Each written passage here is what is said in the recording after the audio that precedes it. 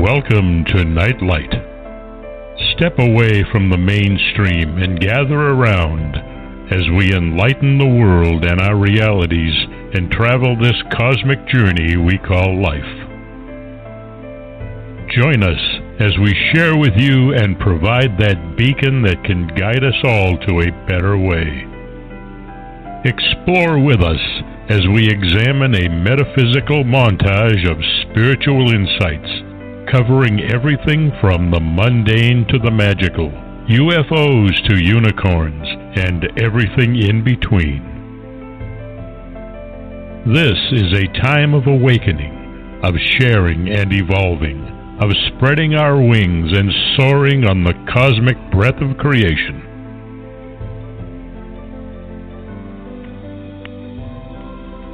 Come and join with other light-minded spirits as we weave our lights together to seek understanding, enlightenment, and, with a little luck, some wisdom. This is Nightlight, a reminder that you are never alone.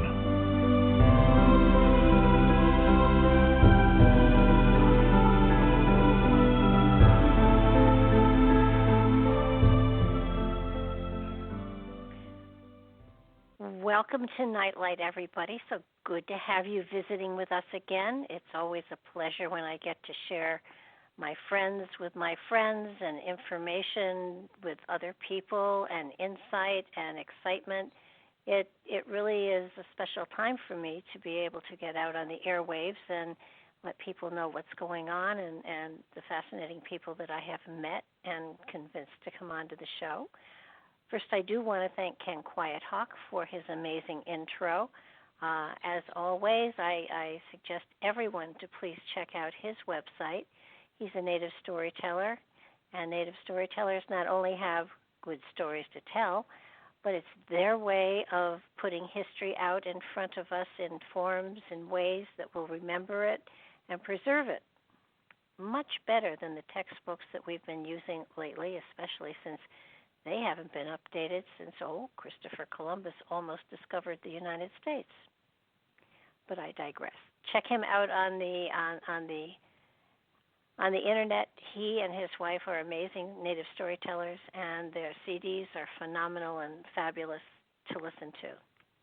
I have with me again tonight Mary Joyce, who is one of my favorite people to talk to because she never lets me down in having a ton of wonderful material. She is, among other things, a gifted author, and she's written books that are outrageously amazing on Christ, on Bigfoot, on the little people, and all of them are well worth reading. They all are beautifully, beautifully illustrated, and they give you information that was probably inspired by her website, but she has gone much further into them, and I highly recommend you check out her books because especially the Bigfoot one. If you're only going to buy one, that's the one you buy because when I read it, I cried. It was so beautifully done.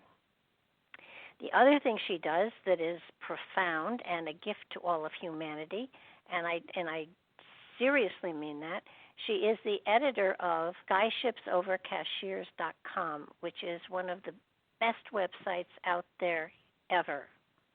She researches articles, she researches information, she puts her documentation out there, she puts graphics out there, she writes short little vignettes, I guess is the best way to put it, on the material, and she gives you enough so that you are almost driven to research it yourself and go beyond what she's put there.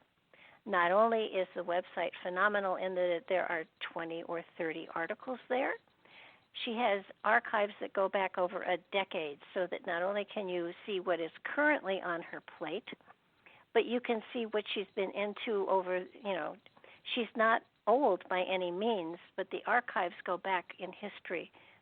They go back further than she or I do, probably, but her research into them doesn't. She is phenomenal. She documents. She doesn't put anything up there that she hasn't been able to prove, which is rare. And she gives you insightful information and doesn't tell you what to think, but gives you material so that you can form your own opinions, which I think is a gift and a talent that many people just don't have. So do check out check out skyshipsovercashiers.com, but don't do it till after the show, please. So without further ado, welcome to the show, Mary. Hi, how you doing tonight? Doing well, doing very well, actually. Good. That was a very nice introduction. Thank you so much. And thank you for mentioning the book, the Bigfoot book. And I do want to do a follow-up on that. That has nothing to do with the book, but everything to do with the Bigfoot. And one of the top stories on the home page is simply listed as legislator wants Bigfoot hunting season. And this is for real. There's a Oklahoma State representative, Justin Humphrey, and he wants to actually establish an official Bigfoot hunting season, and he would like to have a bounty of at least $25,000 for the first person to trap a Bigfoot. And I just find this reprehensible because, as you and I have talked about before, there is so much evidence that this is not an ordinary animal. Dr. Melba Ketchum, a number of years ago, discovered that the Bigfoot is half human as far as the DNA is concerned. The other half is some unknown primate. So I just kind of lightly say that they really are distant cousins, and we shouldn't be shooting them. And your wonderful storyteller at the beginning of your intro talks about the Native Americans, and they have regarded the Bigfoot as another clan of people, and so you wouldn't want to go in shooting another clan of people. And so, and the Bigfoot have also done wonderful things, like they've actually saved human beings. They try to avoid most of us because we aren't all the most wonderful creatures in the world, but they have wonderful qualities, and they just shouldn't be shot by somebody for the joy of it. And this particular gentleman, I don't know if I can remember what he said, but establishing an actual hunting season and issuing licenses for people who want to hunt Bigfoot will just draw more people to our already beautiful part of the state. And this is the best sentence. It will be a great way for people to enjoy our area and have some fun. So let's go shoot some Bigfoot. If other people that I might be listening to your show feel the same way, in that article I actually give some of the top legislators in Oklahoma with their phone numbers, so you can call and actually leave a little message about this. So that is a spin-off from a subject that you and I have talked about before, but never about this Bigfoot hunting season, which I hope does not happen. Well, you know, when you stop and think about it, to my knowledge, I mean, I have not heard of Bigfoot. I mean, they haven't hurt anybody. They've thrown rocks at people for sure, but when you stop to think about it, they haven't hurt us because possibly we are too primitive. I mean, when you look at the evolution thing, it feels to me as though their society is more cultured and more gentle than ours. And so therefore, the thought of getting out there and trying to shoot one or kill one is just bizarre. I mean, they're intelligent. Why would you? Go ahead. Well, any of the horror stories almost always involve hunters who are shooting at them, or people who are just in I don't know, even going after them, like with some of these hunting shows, let's hunt down Bigfoot type of programs. They just don't want them invading their space. And when they're known for throwing rocks at people, but they don't hit the people. All they're doing with their sounds and their rocks is to try to scare people away. And the volume they're able to create with their voices are, certainly enough to scare most people away. But it's very, very rare that you hear something where they've been just out of the blue violent to human beings. Well, yeah, and yeah, they are. They have families, so they have communities, and it feels to me as though basically we're invading their territory. They're not invading ours, and there's no respect. I mean, why can't we just leave them alone? I mean, they don't want to infringe upon us. They really don't seem to want to communicate with us, except for people who are possibly sensitive enough so that they are isolated enough so that there is a gentleness and a tenderness about them, and then they do communicate to a certain extent. But this is ridiculous. This is obscene. This is bloodthirsty. I'm all for people having guns. I think it's the right of every person to have a gun if they want one. But to go out and kill included a gentle... in that posting, I've included a photo of Justin Humphrey, and he's got the cowboy hat on, and he's got the Western tie, where it looks like a silver medallion with the string. I guess it's a Western string tie. And, the image kind of fits his attitude. And you got a picture of the rifle with the telescope on it. That's not even sportsmanlike, for Pete's sakes. I mean, that's correct. I am not into hunting animals of any sort. I think people that have the hunting instinct could accomplish so much with a camera, because the joy of, if they have that kind of joy, the joy in tracking the animal and getting a photo should be an alternative to trying to kill them. Well, although there are some pests that I don't mind, sending on to the next incarnation. Well, that's different. If you've got, I don't know, animals that are killing your livestock, and you can kind of understand why perhaps farmers have the right to do that. But we're not talking about a creature that has such human qualities. On the good side, not our bad side, because we've been showing a whole lot of our bad side lately as human beings. Yes. No, it blows my mind, and I want to bring up your Bigfoot book again, because this is not an author pushing her book. This is someone who has read the book and decides that it's well worth pushing, and I don't get kickback either. The book is so well written, and it shows you the human, the tender side of these creatures, and it talks of them and their children. It shows families. It shows them helping people. I mean, it just is so heart-wrenching to think that there are people out there trying to trap them, trying to. I mean, I understand wanting to get to know them, but unless they want to get to know you, it's not going to happen.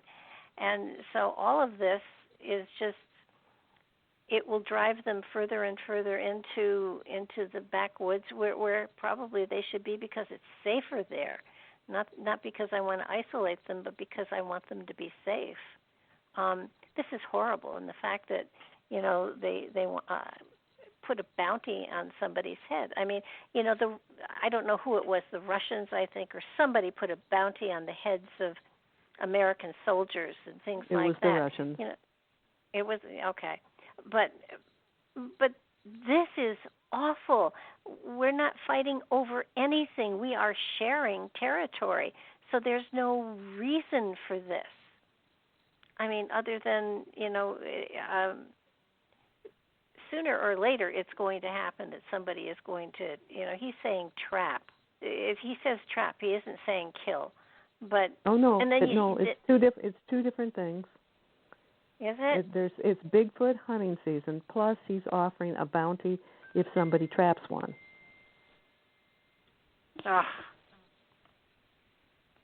Well, I think it's terrible.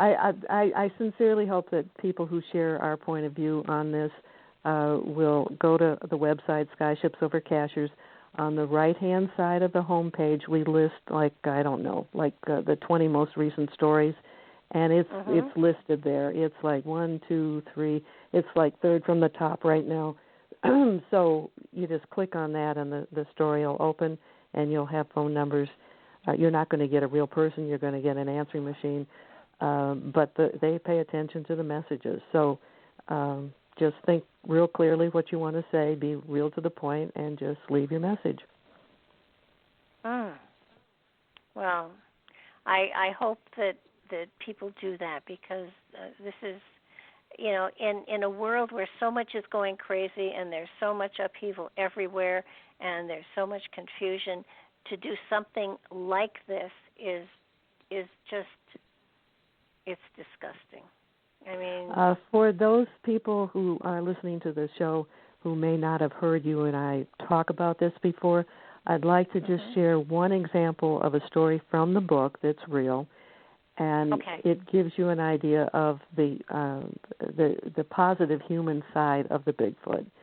And there is a woman who lives in South Carolina. She has, a number of acres of land that's wild land, and she had a Shetland pony, and it was always getting out. She put an electrical fence around it. She, did everything, and she finally resorted to getting a 250-foot boat rope, so when she would go to bed at night, he wouldn't escape and disappear. Well, it didn't matter what she did. Even with the rope, even with the fence, every morning she'd get up and the pony was gone. And she eventually found it every time. It was off in the woods. Its water bucket and its feed bucket had been dragged out there where he was. And what really cinched it was one day she discovered little handprints and a muddy butt print on the pony, and the Bigfoot were giving their children rides on the pony. Oh, that is so And the cool. pony apparently was very cooperative. Oh, that is so cool. I just think that's just kind of sweet. It is sweet, and there are stories of Bigfoot's saving soldiers' lives during. Every story that I have in the book, and they all have photos or illustrations or something to go with every story. Every one of them is something current or contemporary, except for one, and it's a great story from the Civil War. It was written in old paper with the old style writing and the old style ink, and it was like a diary of the war experience that this soldier wrote for his family, like just as a family hand-me-down. And he was almost mortally wounded during one of the battles of the Civil War.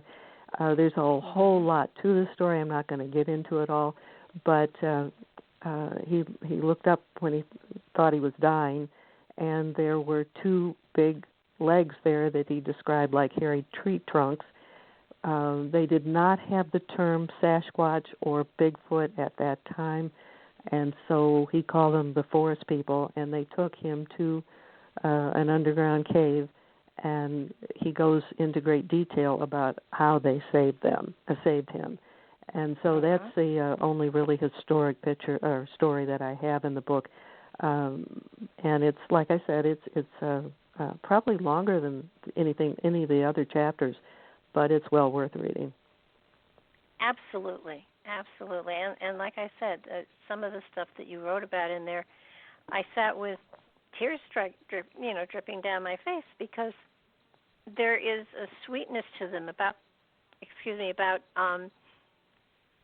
sharing gifts, and the material is just it's heart-wrenching. It's so beautiful. So, and your other books are good too. Don't get me wrong. But it's clearly this is the one you like the best. I gotcha.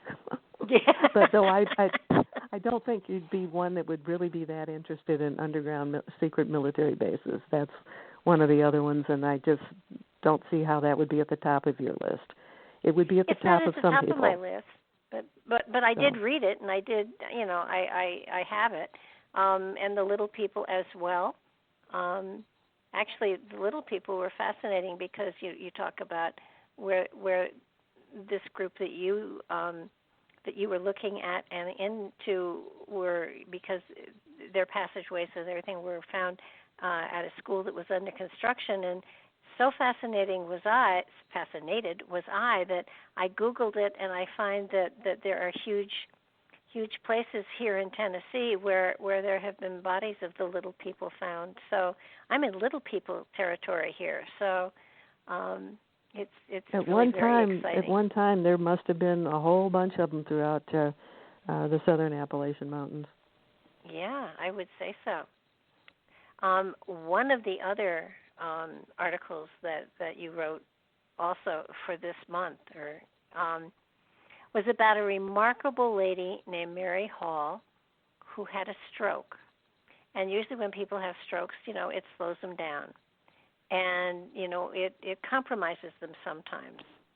But though she is slightly compromised, she hasn't let it stop her, and she has become an amazing computer detective on the computer about undersea discoveries. And I am so impressed by this lady that even though she's compromised, she's actually found 3 undersea discoveries of ancient ruins that may well be pre-flood. And you have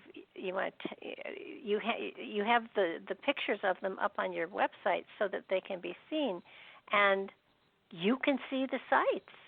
You can see,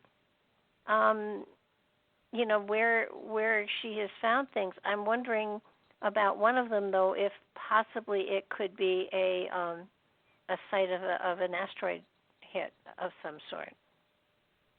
You mean the very first one that she has there? The circle. I wouldn't think so, because when you look, what you're describing is something that's 60 miles in diameter, and it looks like a perfect circle, but there are many shapes within it. If it had been hit like with an asteroid or like a blast, you wouldn't have these different heights within the circle. So it looks more like a circle of, let's say if it's a civilization, it would be building structures within an outer circle of perhaps of protection. But it does not have the fingerprint of an asteroid hitting the Earth, other than the fact it's round.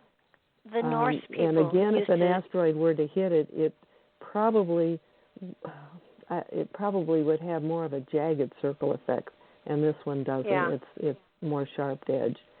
The last time you and I spoke on the program, I really spent a lot of time talking about using Google Earth as a detective tool and how you can find many things. And I shared stories of things I've found that are clearly ancient off the coast of California, and we elaborated on 4 of them.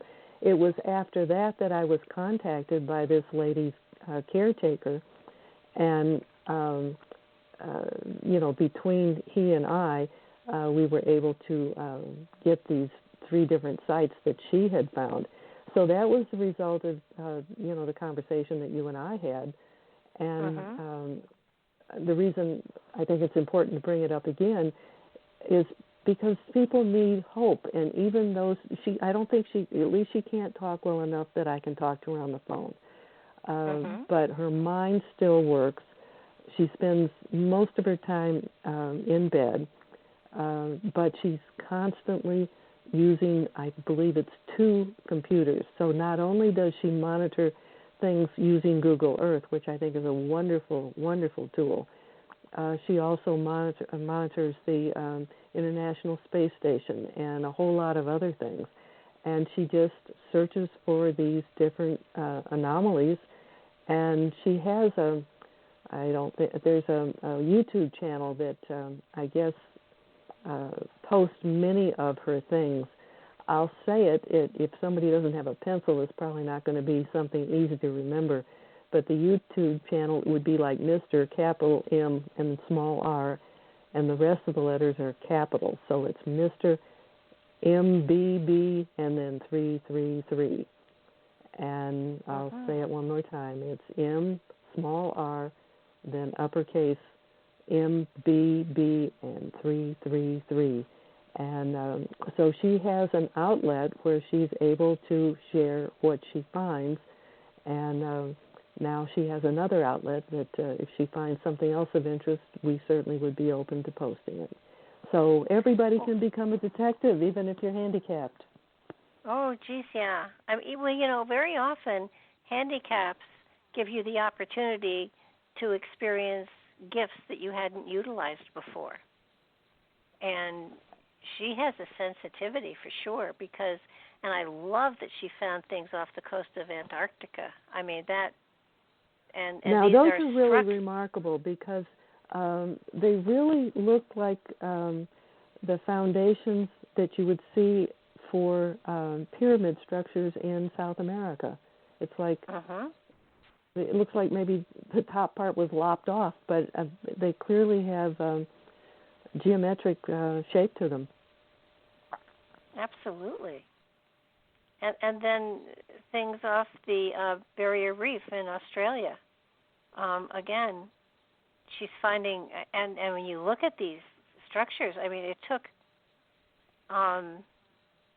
somebody with amazing perception to be able to see the outline of what obviously are structures, and yet she must have gone over these so very slowly that she was able to catch that they looked like structures. Because, a lot of times when you see stuff like this, it doesn't register that these are structures. And the ones that were off the Barrier Reef in Australia, I mean, those are so clearly structures. It's you can't possibly dismiss them. And what I love is you have given the latitude and longitude of all of these things that she found, so that people can actually plug this into Google Earth and go see them yourself. And I do that on purpose because there are so many people that put things out there and they play games with Photoshop, and we've reached a point where, we wonder, is anything true? So I give people the coordinates so they can go and see it for themselves. I think that's really important. It's Google Earth is very particular. You have to use the little degree marks and stuff just the way they do it. So when you look at articles like this, it's best to copy and paste the coordinates into the Google Earth search bar, and then you won't. If you get the little degree mark wrong or something very simple, you won't find anything. Yeah, and the I've other done good that. thing about Google is that you have like a tool, and on each of these in the article about her, you'll find a yellow line, and that's a measuring line, and I tell you how we're able to tell you how long things are, or how wide or whatever, because otherwise you can't begin to visualize how big these things really are.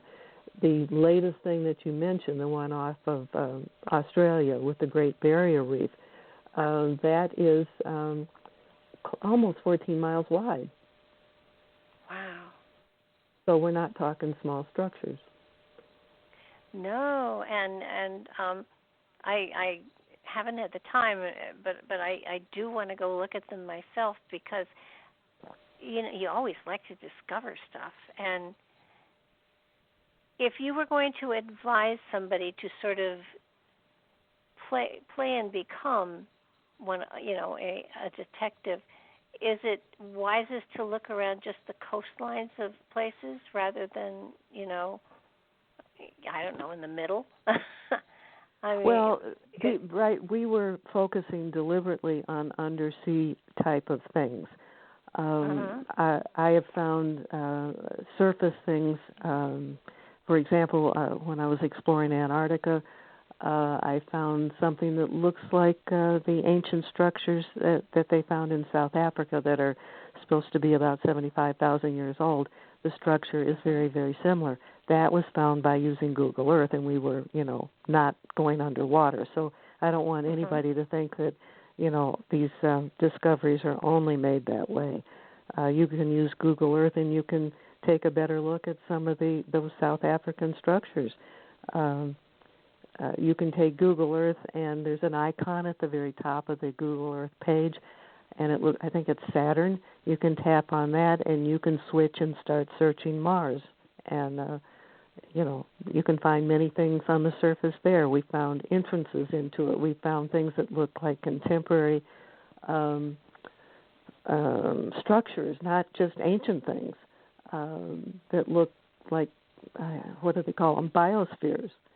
And in fact, one of the articles that I did shows the work of a man who specializes in creating biospheres that are for, the future, supposedly.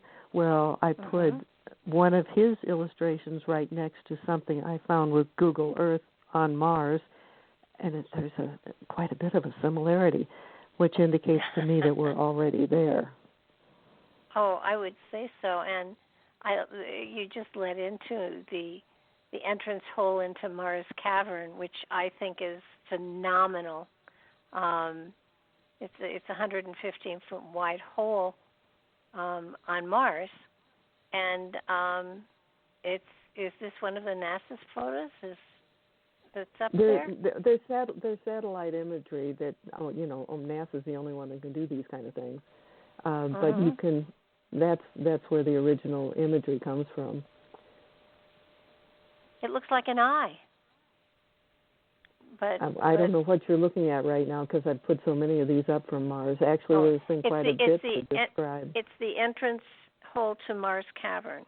Okay, now that is not a man-made structure, though it appears to be an entrance into the interior of the planet. We've found other structures that clearly are man-made in a more traditional sense, where you have almost, what a doorway looks like with the lintel and the post that look that way, except they're enormous. I mean, they're like thousands of feet sometimes in height. And they clearly go into the planet, and we found a number of these. It's not just one. And I should tie this together. There was an article not too long ago. I don't know if I can even find it for you, if it's still up on that page or not. Yeah, I can find it. There is a man who headed up Israel's security space program for quite a long time, from 1981 to 2010. And after he retired, he went public, and the Jerusalem Post and then other newspapers published his, I call it his confession, and that was in December 8th, 2020. So you can find that in the Jerusalem Post. I have several short paragraphs from that article, but I'll just give you a couple things. He said, they, referring to the aliens, they have been waiting for humanity to evolve and reach a stage where we will generally understand what space and spaceships are. There's an agreement between the U.S. government and the aliens. All right, so that's a little part of it. Another quote, there's an underground base in the depths of Mars where they're, referring to the ETs, where their representatives are and also are American astronauts. So when you see using Google Earth on Mars and you find things that look like more contemporary structures, and you put this together with a statement from somebody who has wonderful credentials, I mean, to be the head of Israel's security space program for, almost 30 years, I guess. That's no small thing. That's not somebody you just blow away as some kook pot. And again, I've got the important part in the article, but I do have it with the date with the Jerusalem Post, December 8th, 2020. So if anybody wants to go back to an original source, they can.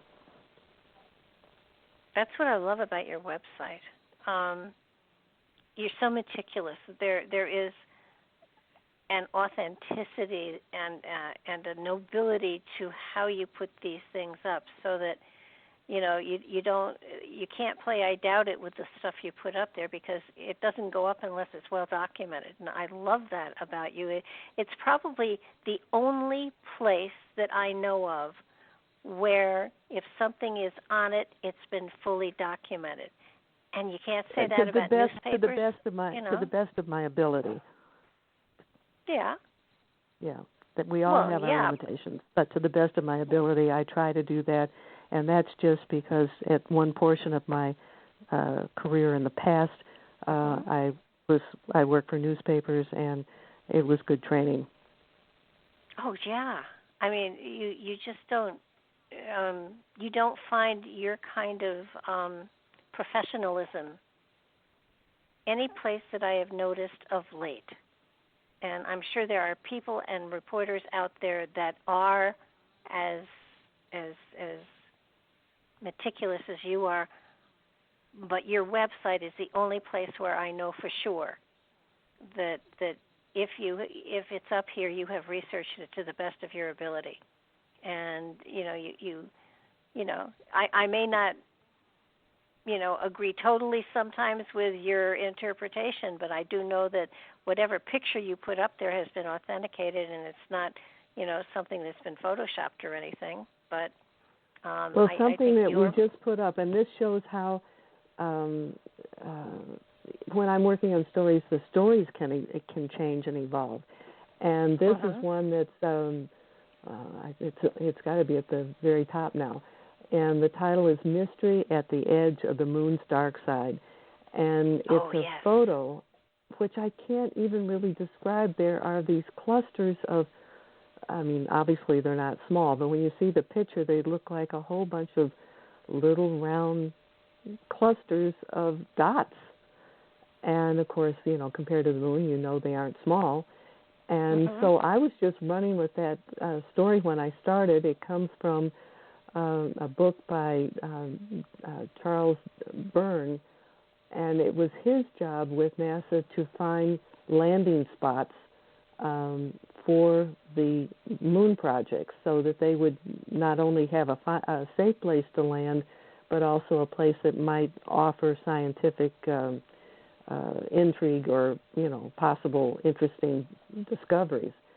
And so that picture was his, and I'm going off trying to imagine what these little dot clusters might be, and I was starting to write it, with possible explanations for these. Then I went a step further, and it got much more interesting because he mentioned that after the lunar orbiter missions ended in 2001, and there were 5 of those missions, that some of those photos were posted on a website called Lunar Planetary Institute. So I took the next step. I went to that site. I started investigating the photos that I finally found. They don't make it real easy to find this stuff. And I found the same kind of dot clusters, except these weren't on the moon. They were just to the side of the moon. So they were in space. And they looked so similar to the ones that appeared to be on the moon. And I'm going, well, gee, maybe these were just clusters in space going past the moon. And so you just get, deeper and deeper into it. So I went from thinking that these were some kind of an oddity on the moon, but when I took another step, I found out it was something quite different. Very fascinating. I thought when I saw them that it was mold. It almost looks like mold. Well, it kind of does look that way. I've been trying to find, because, obviously I have photos on the website, but when you talk on the radio, you go, okay, how in the world do you describe these? And I really haven't come up with a description of these things. And, mold, I guess, might be part of the answer. I don't know. But each of those little dots is... Yeah, the fact is that, then you see them out in space stringing, and they're still stringing in the same shape that they were when they looked to be on the face of the moon, but now they're out in space. Right. And, Makes you wonder. Plus, I've got a third photo that's on the page, and again, there's no way I can describe this. Photo frame 5019 is the one that looks sort of like our algae in space. And in the very next photo, they all change they reorganize from one picture to the next. They reorganize. And I just go, okay, what in the world? What's going on here? And I don't have an answer, and I think this will be intriguing to anybody who looks at it. I think it will be fascinating to see. I mean, I can well imagine what conspiracy theorists are going to say. They don't look as though they were crafts as much. I'd love to see them blown up. I can't make them that big on my computer, but I would love if anyone who listens to this and who goes to this page, send Mary what you think these figures are, because they're phenomenal, and you can get to Mary through her website and just mention you heard her describing this on the show, and you have an idea or an inspiration or whatever. All I can think of myself is that these are a traveling community of like a space colony. I don't know. Do not know. What was that? Science fiction, Battlestar Galactica, was that it? I don't know. Believe it or not, as much as I do this stuff, I'm not totally up on science fiction movies. I should be, but I'm not. Okay, this was a TV series, and it was Battlestar Galactica, I believe, and all of humanity was on a whole bunch of ships, all sorts of sizes, shapes, and forms that had escaped the destruction of Earth. And it was their journey through space looking for home again. And they were in clusters just like this. Wow. They were clustered like that in space. It was a good series. I enjoyed it. And I won't spoil it for anybody. Like this, I may have to watch this. Well, it's really funny because they left their home planet, and I'll ruin the whole thing for you. Spoiler alert. Well, I hope Netflix or somebody like that has it so I can see it. Well, they did many seasons. In the final season, they did actually find a planet that they could land on, and that they could all, gather on, and that they could. And it turns out that the planet they left wasn't Earth, but the planet they found after many seasons was Earth, and they were the original populated this planet. There were a whole bunch of years in my life when I was in college and, when I was working, that I just did not watch a whole lot of TV. And thanks to COVID, I've caught up on many of the things I never saw before. But Actually, I haven't caught up on that one. No, that one was spectacular. The other really spectacular picture you had in Let's Go Back to Mars was that UFO that skidded to a stop on Mars. Now, that was an impressive picture of an object that appears to have skidded almost a mile across the surface of Mars.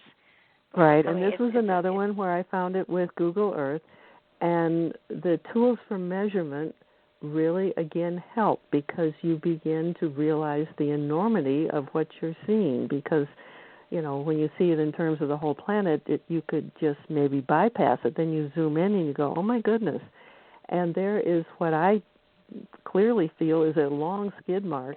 And when I measured it, it was 4,422 feet long. Now, that's a pretty good skid. And the vehicle itself is, and again, this is slightly approximation because, anyhow, it's 406 feet long and 367 feet across, and it looks like it comes to a dead end when it runs into too much, I don't know, Earth or whatever you call Earth on Mars, dirt. Dirt. And Mary does also give the latitude and longitude. So, and as she said before, cut and paste it and put it into Google Mars, because that way, you will definitely get the same picture she got, hopefully. I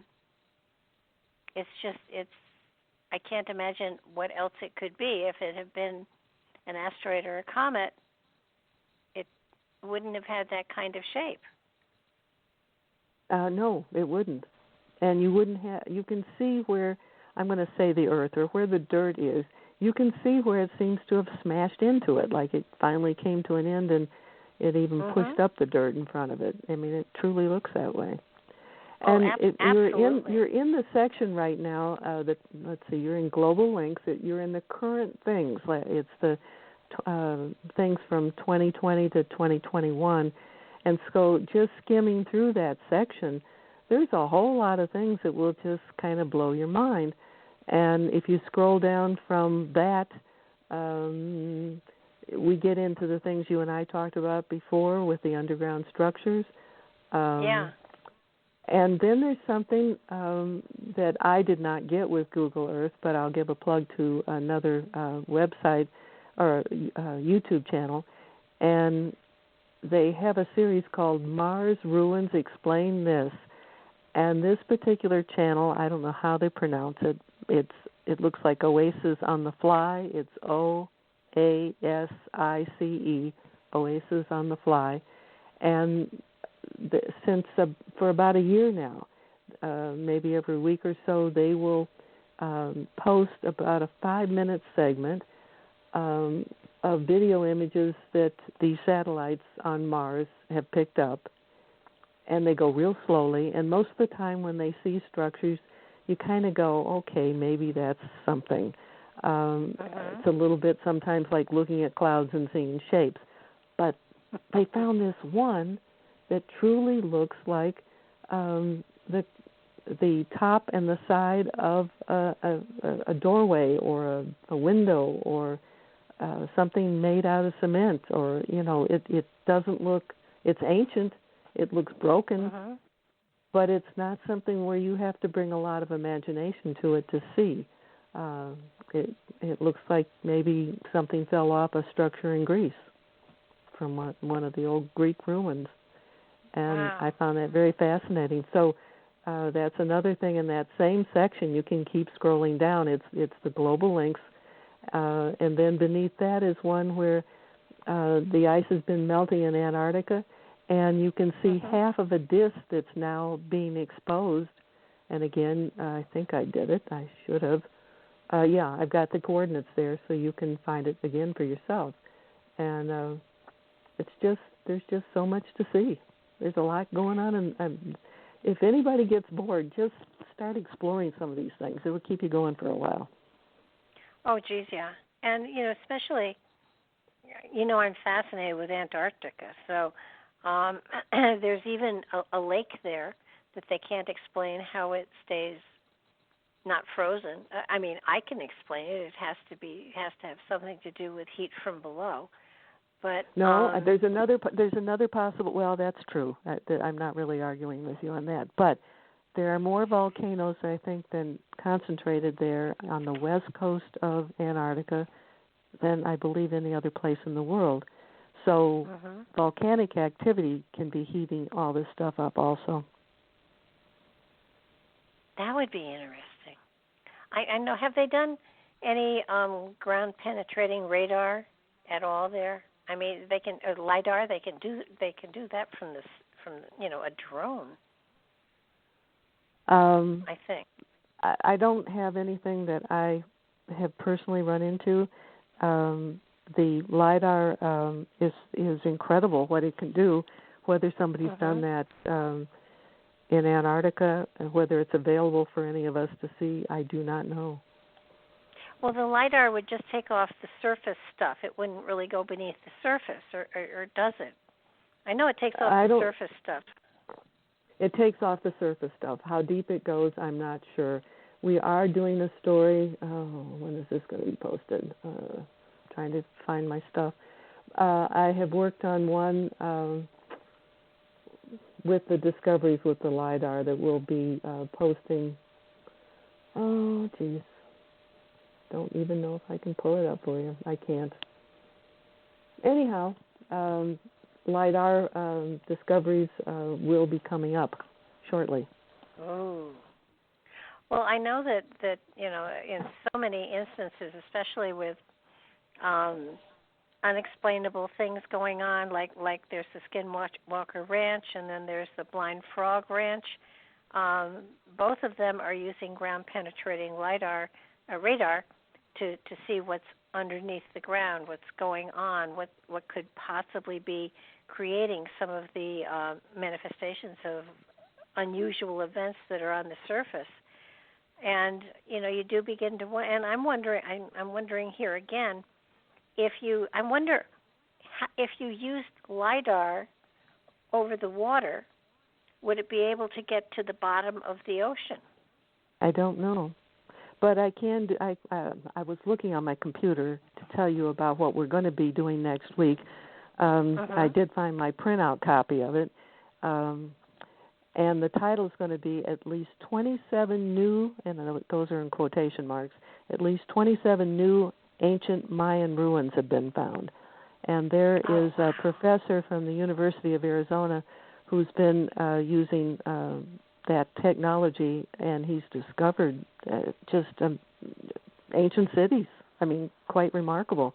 And I've got three. I've got three different of those images of three different sites, and so if you sometime, probably about a week from now, it'll be on the website. Is this in the northern part of South America or the southern part? They've got one from Mexico, one from Guatemala, one from Belize. Okay. I mean, I'm not saying that's the extent of what he's done. Those are the ones that I am posting. I know they've got a lot of area there that has been undocumented, and they've been using the LIDAR to find these towns and villages, and in some cases they've found little temples and stuff like that, and when they've done the LIDAR, they've realized that it's not isolated, it's part of a huge complex right. that just hasn't been uncovered, and it looks fascinating, and you begin to wonder about how vast and amazing the cultures were that were down there. And one of the reasons, not all, but one of the reasons we find so much antiquity in South America is that it never had, because of the shifts of the poles and the different locations that the North Pole had, the glacier and the ice cap never reached South America. So South America was never put into an ice age. It was, functional throughout all time. It never had that, let's rest for 100,000 years in the ice. It had a constant population of some sort that was ongoing. Interesting. Yeah, so that was we had cool everything book. we had everything freeze over in the South Pole and the North Pole and the Upper Hemisphere, and actually not the South Pole. The South Pole. The South Pole. They've done no. Hold on. They've had. I don't know how to explain it, but they have found ancient forest remnants in Antarctica. So there's ice now that wasn't there before. One of the pole shifts put Antarctica almost into the temperate zone for a period of time. They had weather like we have here in the South, and then of course it switched back. It was a plate shift and a pole shift. No argument. That's probably very correct. But I just think it's fascinating that when they get there was I think some professors from the university, I think it was Wisconsin. We did a story on it. I don't know how to quickly find things. And it's like moss. It's like ferns. It's like things that would only grow in a very warm climate. Mhm. I'll send you a link to the book that goes about it's a short book, but it talks about the pole shifts and how the climate changed. And the only place where the climate never really hit an ice age was South America, and that's where we have the oldest antiquities. Now, what about South Africa? Well, that's probably the same. Okay. I don't really know, but I had this man on I interviewed him last week, I think, and what was the name of his book? Before Atlantis, with Mark Carlotto, and he talks about the plate shift and the pole shift and what happened to the cultures when that happened. It was really an interesting book. Well, the reason I was bringing up South Africa is because that's supposed to be at least 75,000 years old, and you can still see the, remnants or the base structure of where all these things were. Absolutely. But obviously the things in South America are, much more, three-dimensional than just a footprint of something. And when I went to the Yucatan and, even flying in, you could see perhaps the top of, I don't know, there would be pyramid-shaped just greenery sticking up out of nowhere, and you'd see it in all directions.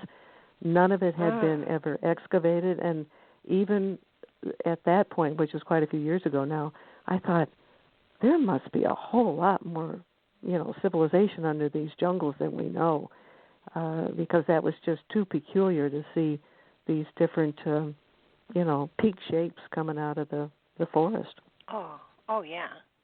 Yeah, I mean, there's so much history yet to be uncovered. It's so very exciting. My goodness, yes. And we're getting the tools now to do it, like the lidar.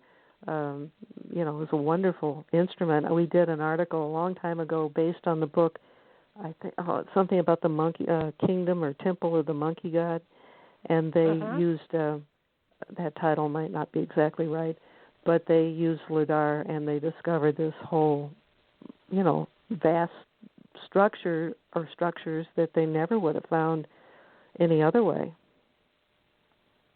Well, it's really lucky for us in a way that those things have been hidden for so long, because maybe we won't destroy important stuff the way we have in the past when we've discovered antiquity.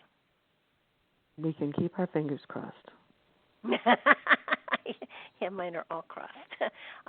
We're out of time, I'm sorry to say, but this has been such a pleasure again, and I want to thank you so much for taking the time to spend with the audience and me, because you bring forth so much fascinating stuff, and I want everybody to check out your website, and that's SkyshipsOverCashiers.com. And if people can't remember how to spell cashiers, if you type in Skyships Over, you'll probably find it. But Cashiers is a town in North Carolina, but it's spelled just like a cashier at the grocery store. Fair enough. And do check it out, because it is a fascinating place to go to, and the material is incredible, and as I said, absolutely meticulously, as best she can, authenticated. So thank you again, Mary. This has been such a lovely hour. Thank you. I enjoyed talking to you. It always goes too fast. Thank you again. And good night now. Bye-bye.